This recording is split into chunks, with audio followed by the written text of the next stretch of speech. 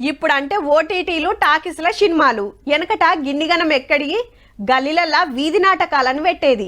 రామాయణం, మహాభారతం, భాగవతం డ్రామాలే చూపించేది. మైకుల ముంగట పద్యం చాలు చేసిండ్రంటే ఇక ఆగుడే ఉండది. మొత్తం సింగిల్ టేకే. ముందే మంచిగా ప్రాక్టీస్ చేసేది. ఏషాలు కూడా అద్దినట్టు కుదిరేది. ఇవి కాకుండా ఇంకో కళ కూడా మస్తు ఫేమస్ ఉండే అప్పట్లా. ఇప్పుడు గిట్ల ముంగటికి తీసుకొచ్చిండ్రు. जब स्वादिष्ट खाना बनकर तैयार है तो आप ऐसे कैसे कह सकते हैं?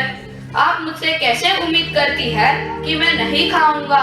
తోలు బొమ్మలాట మస్తున్నదిలే. పాండవుల అజ్ఞాతవాసం చూపిస్తున్నారు స్టేజ్ మీద.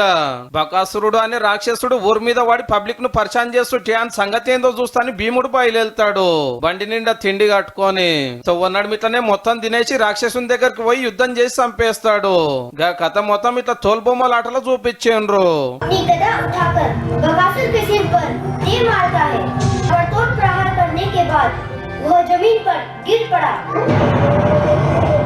अब तुम एक चक्र नगर के भोले भाले लोगों को परेशान नहीं करोगे. కనీలు వెనకటి కళాకారులు కాదు, బడి పిల్లలే.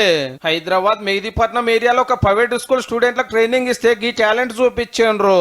గీసెల్లమనే భీముని లెక్క యాక్టింగ్ చేసింది.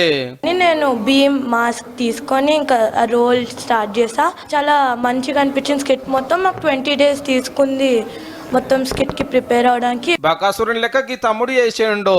Offered the role of Bakasur, which I like playing because Bakasur's role standed out in the whole skit at the end.